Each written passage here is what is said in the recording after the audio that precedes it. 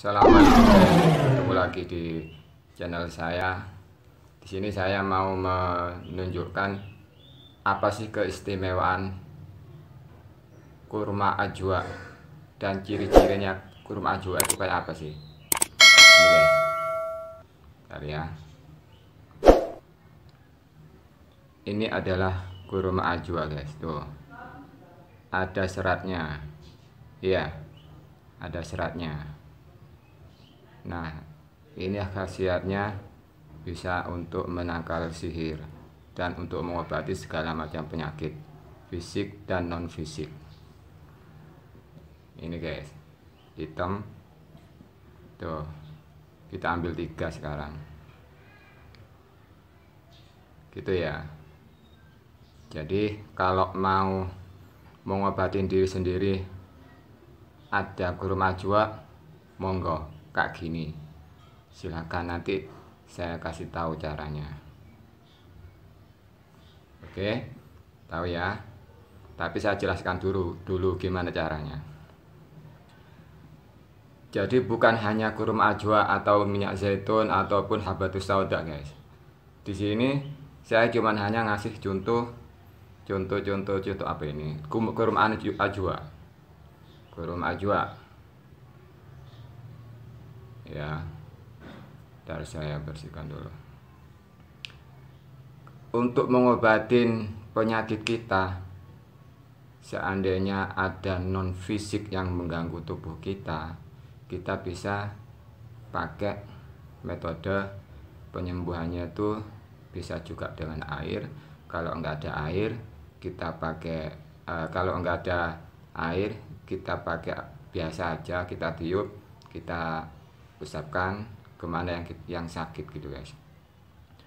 Contohnya sekarang saya mau ngasih contoh ajwa. Jadi metodenya pakai ajwa, kurma ajwa. Kalau di sana nggak ada ajwa, silahkan pakai air putih saja. Kita terapi langsung guys ya. Kita nggak pakai bacaan dulu. Sekarang saya lihat gimana reaksi Anda. Sebelum Anda melakukan terapi, lihat di sekeliling Anda, harus ada teman. Karena apa? Risikonya kita nggak tahu. Kalau Anda itu ada reaksi muntah, bahkan sampai geleng-geleng gini, ataupun nantinya dada berdebar. Bahkan di video ini sekarang, kalau sudah merasa tangannya ini mengeluarkan keringat, itu di-push dulu ya, di-push dulu, di-push, relax, diam, istighfar. Kalau udah tenang, baru dibuka lagi. Kita pakai metode pengobatan jarak jauh. Jadi siapapun yang melihat video ini bisa ada reaksi kalau yang kena gangguan non fisik, ataupun istilahnya ada jin di tubuh Anda. Loh, kok tahu sih kok setiap orang jin gitu? Gini guys, manusia itu diciptakan Allah itu makhluk yang paling sempurna guys. Jadi kalau ada yang sakit, itu ada 2 faktor. Mungkin karena kesalahan kita sendiri, yang jelas kebanyakan itu, atau itu karena ujian dari Allah.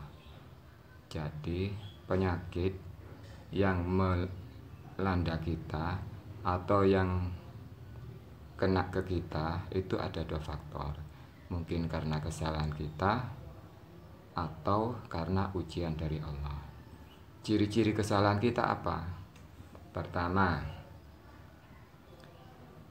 kalau obat apapun diobatin itu tidak ada reaksinya, itu bisa juga ada gangguan non fisik gitu ya.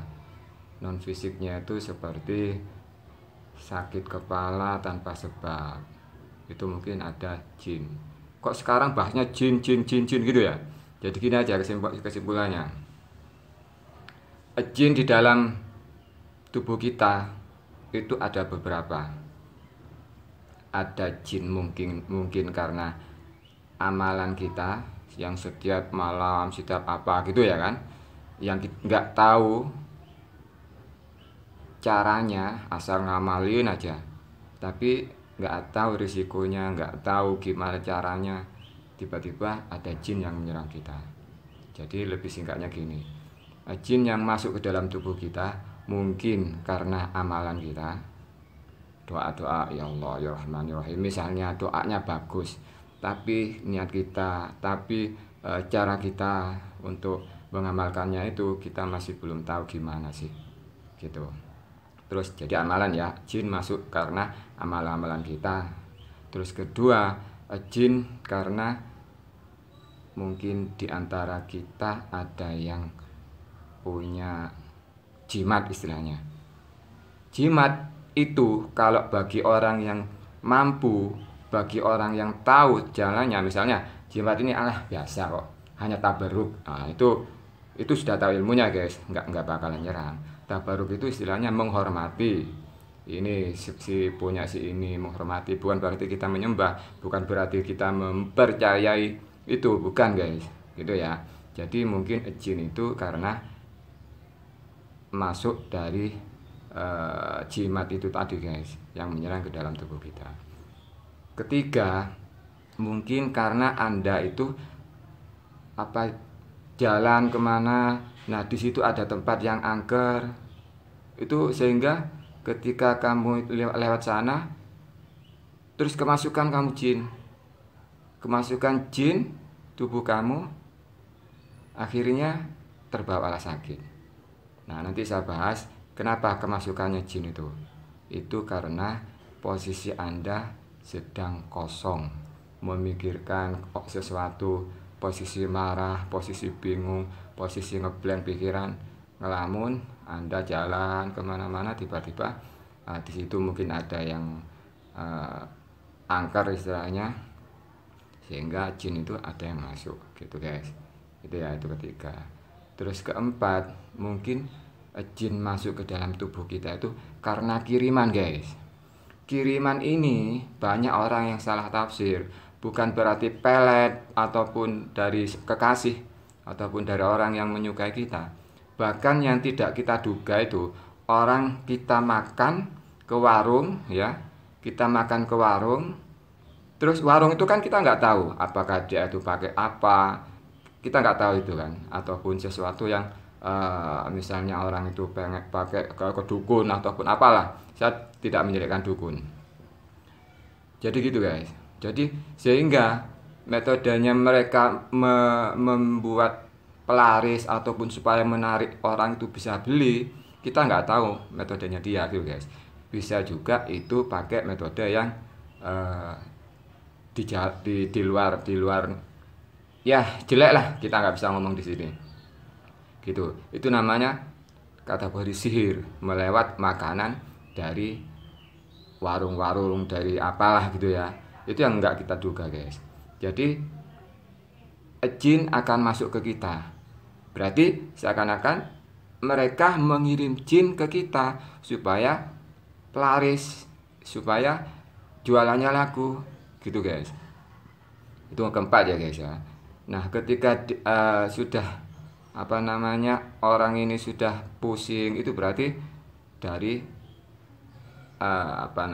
ke jin, istilahnya ada jin masuk dalam tubuh kita. Padahal kita nggak makan misalnya yang kelebihan kolesterol seperti misalnya daging ataupun makan durian ataupun gimana, kok tiba-tiba sakit kepala. Jadi istilahnya tanpa sebab itu guys. Itu ciri-cirinya jin masuk ke dalam tubuh kita. Terus kelima, jin yang masuk ke dalam tubuh kita itu pikiran kosong. Ingat, pikiran kosong, atau yang bagi wanita yang sedang min itu sangat rentan untuk masuknya jin. Jadi pikiran kosong itu ketika di antara kita tuh melamun gimana, terus pikiran kosongnya itu kayak gimana ya, kayak ngeblank gitu ya. Itu sangat rentan sekali kemasukan jin. Nah, ciri-ciri orang kemasukan jin itu seperti apa? Kita lihat dari atas pusar. Kita fisik ya, bukan non fisik. Ciri-cirinya gimana? Kalau suka berdebar, kalau suka mata sering kabur tanpa sebab, ataupun pusing aja walaupun minum obat kok tetap aja pusing, itu sebagian diantara ciri-cirinya guys. Itu ciri-cirinya ya.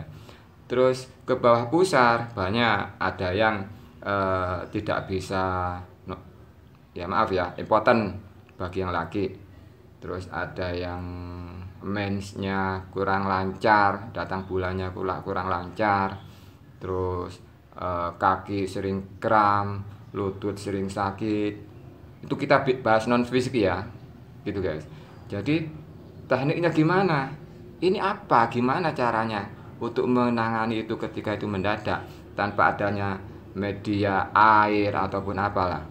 Ya caranya gini.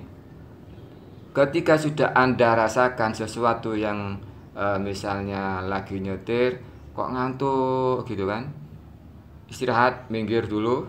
Setelah minggir baru kita pakai metode tiup, metode tiup dan usap.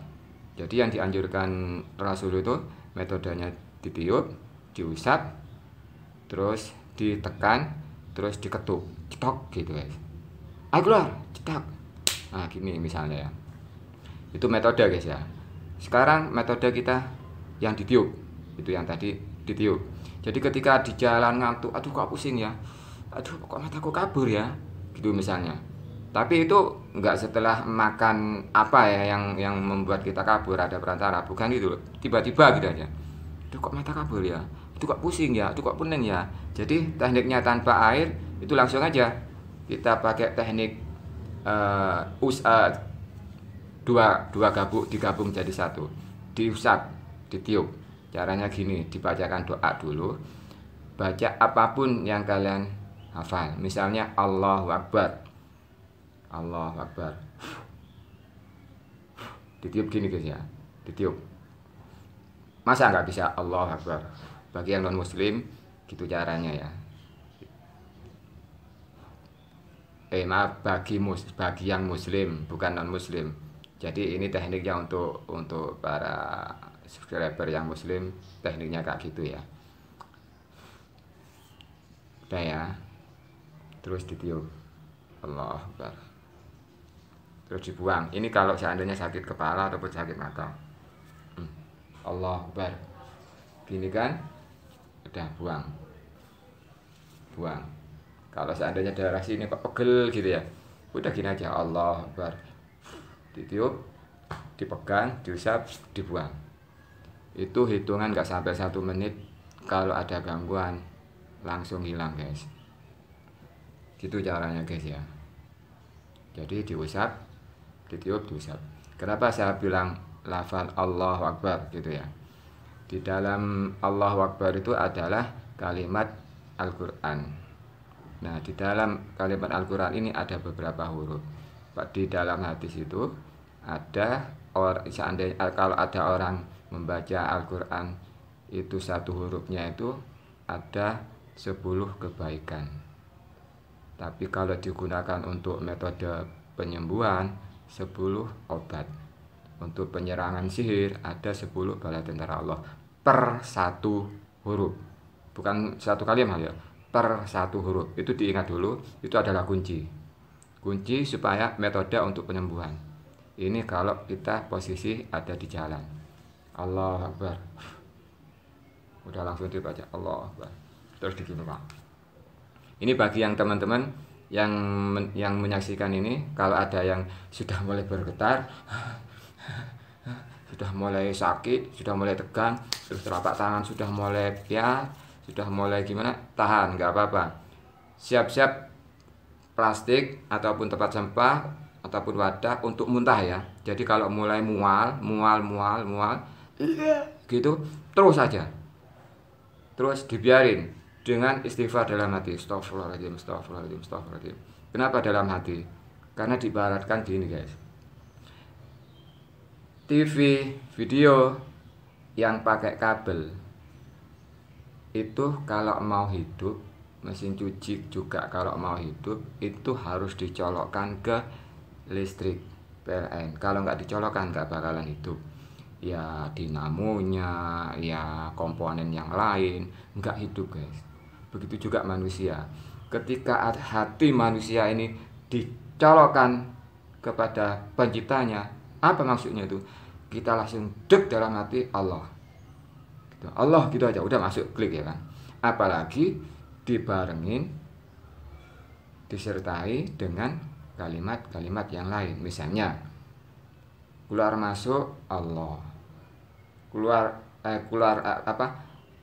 masuknya nafas Allah, keluarnya misalnya Allah atau sebaliknya keluar nafas Allah dalam hati ya, atau dalam hati kita istighfar, astagfirullahaladzim. Walaupun kita buka mata biar nggak terlalu orang itu banyak curiga, ngapain sih orang itu lagi ngapain, gini aja, astagfirullahaladzim. Tapi kan ini kan sudah pandangan kosong, tapi dalam hati kita masukkan, kita colokkan hati kita ke Allah. Istighfarnya itu tadi, astagfirullahaladzim, itu dalam hati. Jadi kita lihat aja gimana orang nggak curiga kan, astagfirullahaladzim, atau Allah, gitu guys. Gitu tekniknya guys ya. Setelah itu kalau masih tetap, baru kita usap Allah Akbar. Kenapa saya bilang dalam hati? Karena ketika orang mengucapkan istighfar ataupun kalimat-kalimat Allah dalam hati, detak jantung itu, sistol-distolnya itu dek dek dek dek, itu tertata guys. Allah, astagfirullah. Misalnya yang mau pakai metode Allah dalam hati, udah terusin, itu biasanya ada reaksi dalam hati, aduh kok tambah gemeter, kok tambah nafas, kok tambah menjadi ya, terus aja gitu. Ini pakai metode dalam hati. Kalau udah masih semakin berhenti, relax, santai, ambil air, metode air, baru pegang, bismillahirrahmanirrahim, itu aja cukup. Istilahnya kayak gitu, bismillahirrahmanirrahim. Di dalam bismillah itu ada berapa huruf? Karena apa? Kalau kita buat untuk metode pengobatan, bismillah itu per satu huruf bisa membantu, bisa mendoakan. Dalam satu huruf itu tadi mengandung obat guys, yang menyerang ke dalam tubuh kita, gitu guys.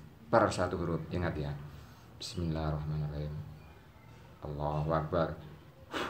Apalagi dibacakan ayat-ayat yang lain, gitu loh guys. Gitu guys.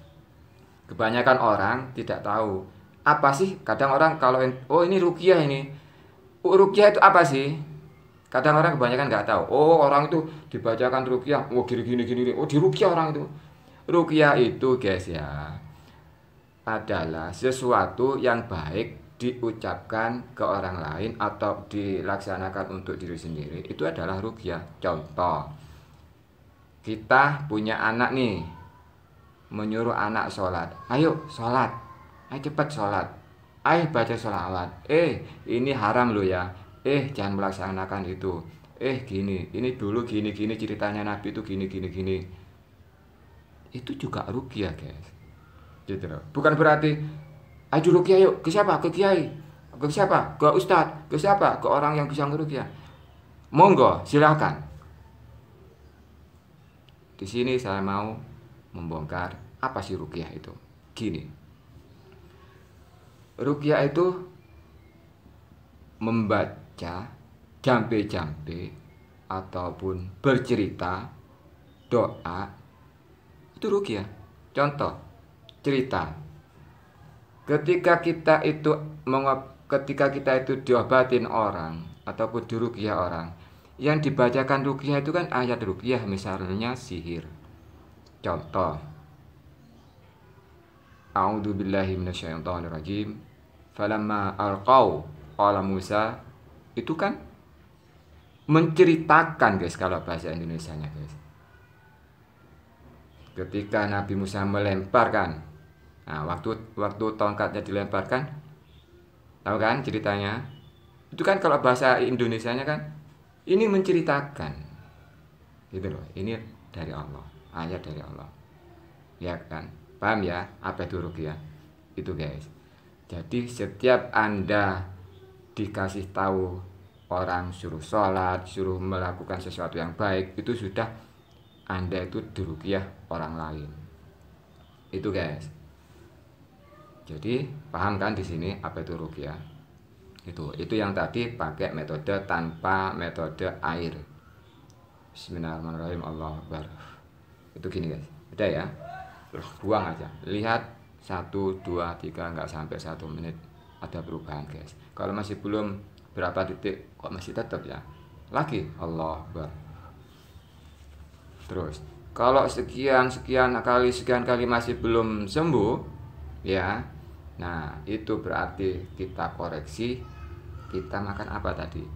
Oh iya, tadi saya makan durian habis 3. Wah, ya itu beda loh guys. Itu masih saya kan gini. Jadi yang mau pakai metode air silakan taruh airnya di depan kayak gini. Misalnya saya kan pakai kurma nih, ini namanya kurma ajwa 3. Mau saya bacakan ayat ruqyah yang pendek aja, iya, biar tahu gimana caranya untuk ngobatin diri sendiri atau orang lain, anak, istri, tetangga, atau yang membutuhkan, gitu guys. Kenapa saya bongkar di sini? Karena di sini saya pengen video ini dilaksanakan dan itu menjadi amal saya ketika nanti saya itu sudah meninggal. Hanya di video ini yang bisa mungkin membuat orang tahu gimana caranya meruqyah, mengobati diri sendiri, atau apa tuh namanya ruqyah. Ya, siapa tahu ini bisa membantu.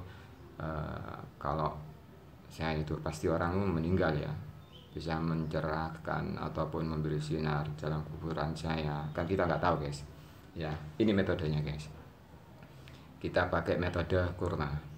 Caranya gini, untuk bisa menjadi satu teknik itu gini, kurma dipegang tangan gini, jadi ada di sini guys, ataupun begitu juga air.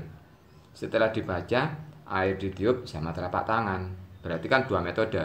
Setelah metode pertama itu tekniknya yang pakai air, terus pakai atau kurma ataupun yang lain metodenya, terus kita pakai tangan, kita tiup, kita kena tangan, kena air, baru yang tadi yang misalnya kurma ataupun air sudah kita minum.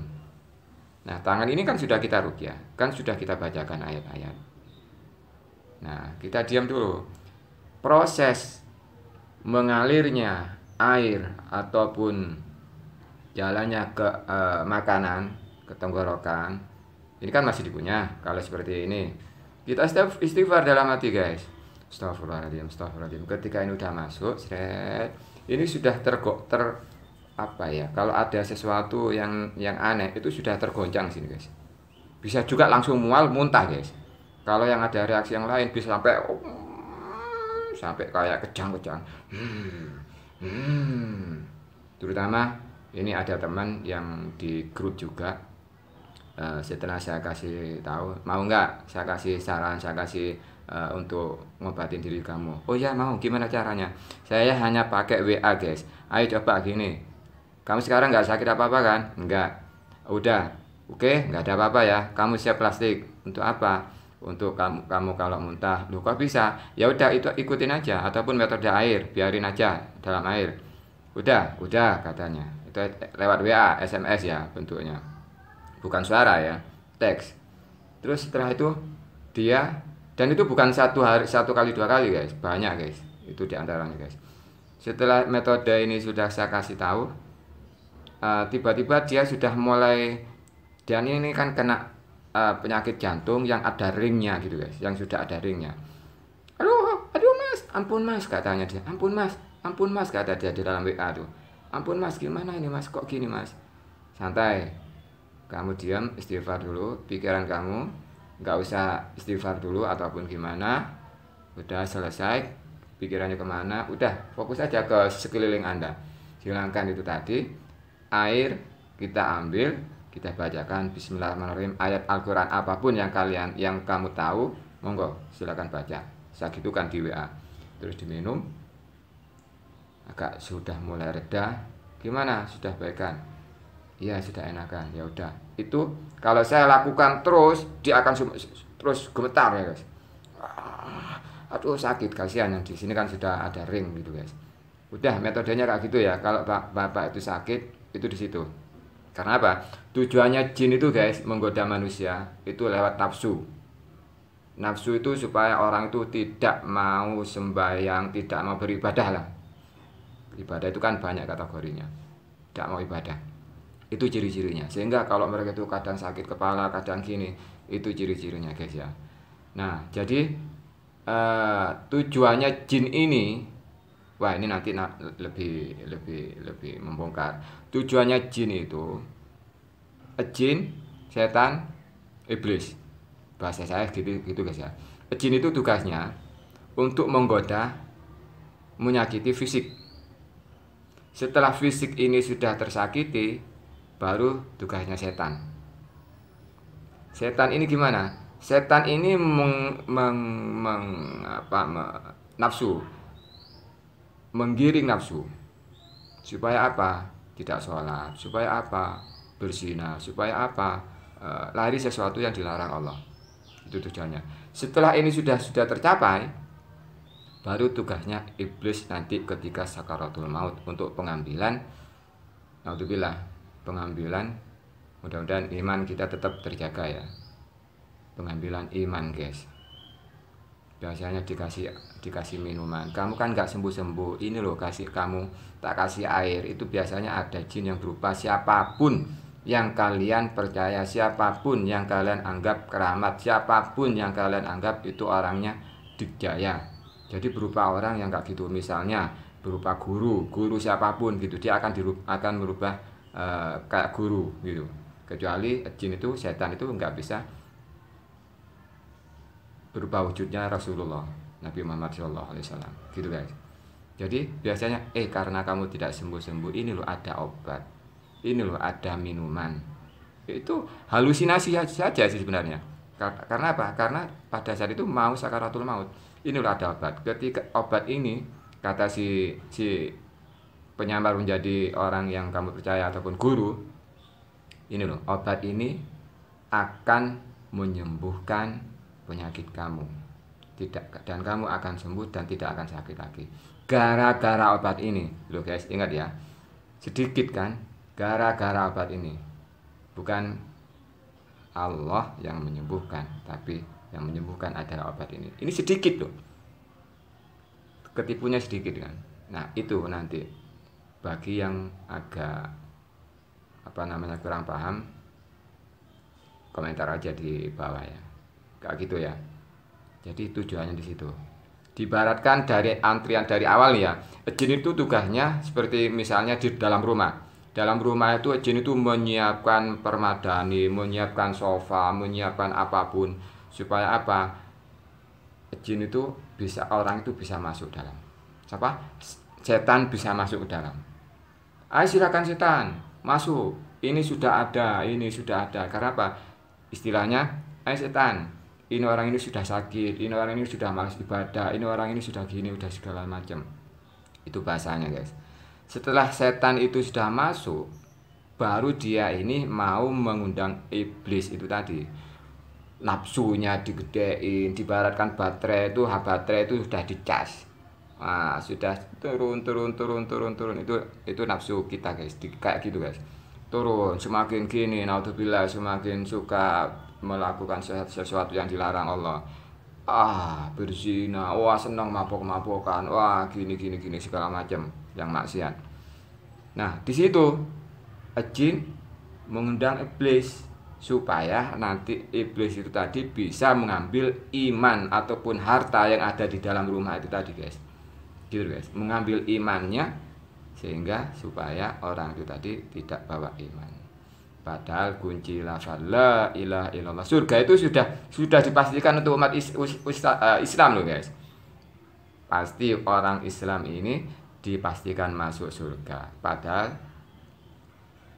kita ini kan misalnya banyak maksiat atau bela. Karena apa? Kita ini sudah punya kuncinya surga. Kan tinggal masuk aja, klik masuk buka, itu kuncinya kan sudah kita pegang. Apa itu?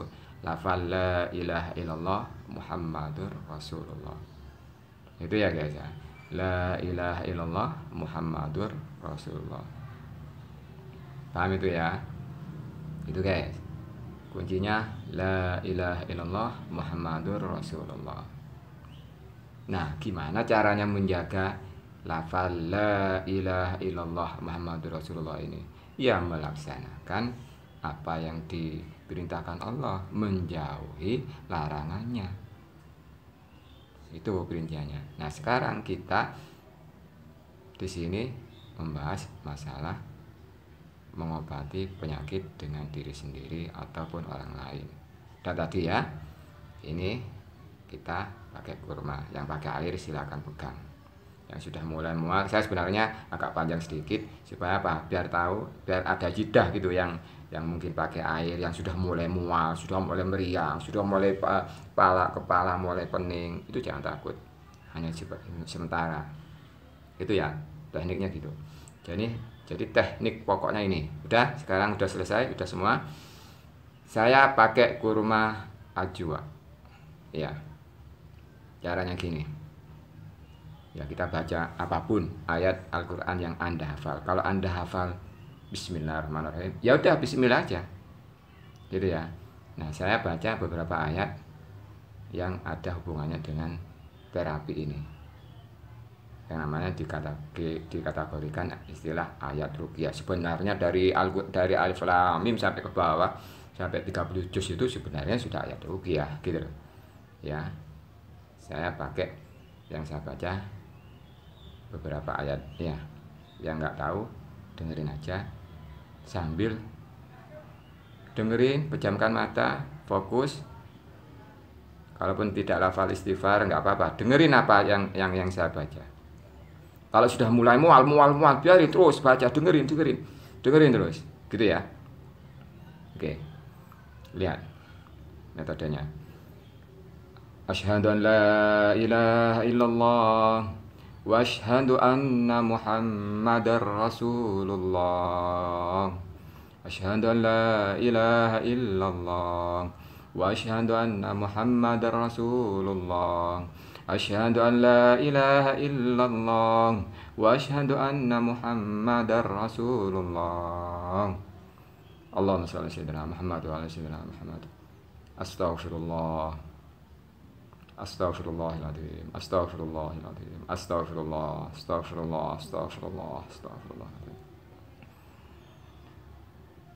A'udzu billahi minasyaitonir rajim. Bismillahirrahmanirrahim. A'udzu billahi minasyaitonir rajim. A'udzu billahi minasyaitonir rajim. A'udzu billahi minasyaitonir rajim. Bismillahirrahmanirrahim. Alhamdulillahi rabbil alamin. Ar-Rahmanir Rahim. Maliki yaumiddin. Iyyaka na'budu wa iyyaka nasta'in. Ihdinas siratal mustaqim. Siratal ladzina an'amta 'alaihim ghairil maghdubi 'alaihim waladdallin. Amin. Allah. Ditiup ya. Sama tangan juga kan. Ini contoh ya. Misalnya contoh ayat yang lain. A'udzu billahi minasyaitonir rajim. Falam taqtuluhum walakinnallaha qatalahum wa ma ramaita idh ramaita walakinnallaha rama. Itu cukup. Ditiup. A'udzu billahi minasyaitonir rajim. Falamma alqaw qala Musa ma ji'tum bihi sir innallaha sayubatilu, innallaha sayubatilu, innallaha sayubatilu, innallaha la yukhliful mujrimin. Tiup, udah kan? Sekarang baca ayat lain, misalnya yang tahu kulhu al-falaq an-nas, ataupun ada bacaan ayat yang lain, misalnya ayat kursi ataupun ayat yang lain. Kita untuk durasi aja ya, tapi biar manfaatnya tahu kan. Gini caranya, tekniknya. Terus kita minum, nggak harus baca ayat yang panjang, apalagi sampai hafalan Al-Quran itu ya bagus gitu loh, ya kan. Untuk setiap misalnya mau sholat tanpa adanya metode, setiap habis sholat biasanya kan wiridan tuh,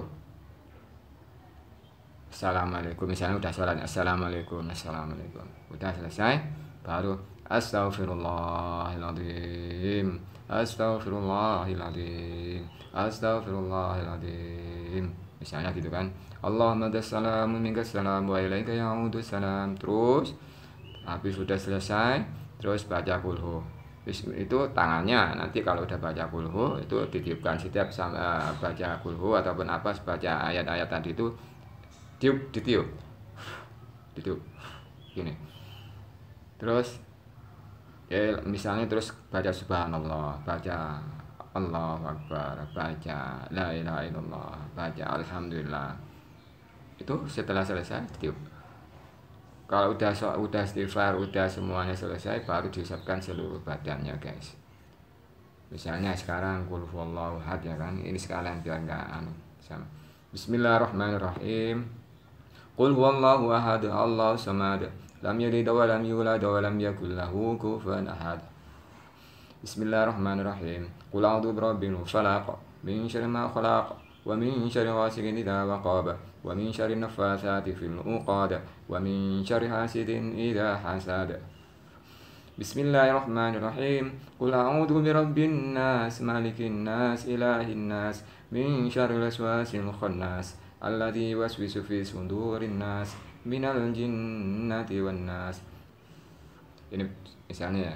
Terus kan biasanya kan dilanjutin ya ila rabbi maulana subhanallah, subhanallah, subhanallah, subhanallah, subhanallah sampai 33 kali kan. Terus subhanallah, subhanallah wa bihamdi hamdan daiman, alhamdulillah, alhamdulillah, alhamdulillah, alhamdulillah, alhamdulillah, alhamdulillah, alhamdulillah, alhamdulillah. Terus sampai 33. Alhamdulillah rabbil alamin ala kulli hal wa fi kulli hal wa bi kulli nikmat ya karim. Allahu akbar. Allahu akbar, Allahu akbar, Allahu akbar, Allahu akbar sampai 33 kali. Terus baca kalimat tauhid. Allahu akbar kabira, alhamdulillah katsira, subhanallah bukratan wa asila, la ilaha illallah wa la syarika lah, lahul mulku wa lahul hamdu yuhyi wa yumiitu wa huwa ala kulli syai'in qadir. Astaghfirullahaladzim, astaghfirullahaladzim, astaghfirullahaladzim. Afdalu dzikri fa'lam annahu qaulu la ilaha illallah, la ilaha illallah, la ilaha illallah. Itu gitu guys, la ilaha illallah. Udah semua selesai 33. Setiap sholat, habis sholat gitu ya, terus ditiup, diusapkan seluruh tubuh. Terus gini guys, terus bawah itu ya, itu setiap sholat guys gitu. Udah gitu. Nah sekarang yang bawa air tadi, yang ada metode yang pakai air, sekarang saya akan pakai kurma. Ini saya makan ya. Bismillahirrahmanirrahim. Ini bismillahirrahmanirrahim.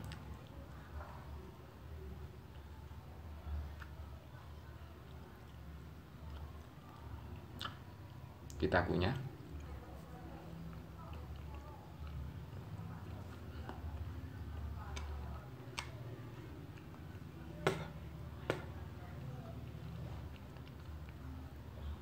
Sisanya nanti, kan ini udah kita ruqyah. Nah, sebagai info nih ya, ini kan sambil istighfar ya. Nanti yang di sana, yang ngikutin video ini sambil istighfar ya dalam hati. Kalau ada galon, bacakan ayat ruqyah, habis itu bacakan Al-Quran, habis itu diambil ditumplek ke tempat minuman. Nah, galon itu kita ruqyah dulu istilahnya ya, kita bacain caranya gitu. Usahakan dibacakan dan metode yang kita baca seperti air mendengar suara kita. Nggak harus ke airnya gini, bismillahirrahmanirrahim, nggak apa-apa sih. Tapi kalau Anda kena penyakit ataupun apa yang menular, kan kasihan yang kena. Jadi di luar kalau seandainya yang botolan di luar botol itu, atau yang pakai galon di luar galon. Bacakan ayat ruqyah, gimana ukurannya ya supaya air itu mendengar atas bacaan kalian. Bismillahirrahmanirrahim, alhamdulillah, misalnya kayak gitu. Udah selesai, baru dibalik, masukkan ke air. Ya. Nah, air ini akan tetap manfaatnya jika tidak terdengar musik. Kalau terdengar musik, dia akan berubah, guys. Manfaatnya berubah. Udah beda, guys, kalau udah kena musik. Jadi musik itu pengaruh juga loh, guys. Ada peneliti juga sih. Kalau didengar ayat ini, kalau didengarkan musik rock, wah, bum bum bum bum, itu goncang. Itu manfaatnya. Partikel istilahnya apalah gitu ya. Terus kalau didengerin suara musik yang slow, itu nggak begitu santai, kayak spoi-spoi gitu. Tapi setelah dibacakan ayat Al-Quran, maka partikel itu tadi membentuk seperti kristal, guys. Seperti kristal. Nah, itu sebenarnya manfaatnya itu di situ, guys. Paham ya? Oke. Udah, yang tadi yang sudah minum kan sambil istighfar ya. Video ini bisa disimpan. Istighfar, astagfirullahaladzim, astagfirullahaladzim, astagfirullahaladzim, astagfirullahaladzim. Udah selesai. Ini kan tadi kan sudah kita bacakan tuh. Sudah kita tiupin. Sekarang kita tiup. Berulang ya, istilahnya tadi kan udah sebenarnya, kita ulang. Bismillahirrahmanirrahim. Baru kita pegang dada yang kiri, yang kanan pegang perut, atau sebaliknya. Kita gosok gini. Atau sebaliknya ya. Tujuannya apa? Dada ini supaya menggoncang semua jin yang berada di dalam dada. Ini kan semuanya pokoknya dari jantung. Det gitu. Terus perut ini kan menghancurkan makanan tadi, mengelola. Astagfirullahaladzim. Kan gitu ya. Gini guys. Nah, kalau bisa ada jam tuh di belakang saya. Itu jam itu kan mengelilingnya 1, 2, 3 gini ya. Itu dibalik cara muternya. Seperti kayak bayangkan aja waktu tawaf di Ka'bah gitu guys. Tawaf di Ka'bah. Kalau di sini kan gini, ini kan 1, 2, 3, 4 kan gini kan. Kalau di balik, ini videonya kebalik. Intinya gitu. Bismillahirrahmanirrahim, terus ya kan baca. A'udzubillahi minasyaitonirrajim. Bismillahirrahmanirrahim. Baca Fatihah terserah. Fatihah berulang-ulang juga gak apa-apa.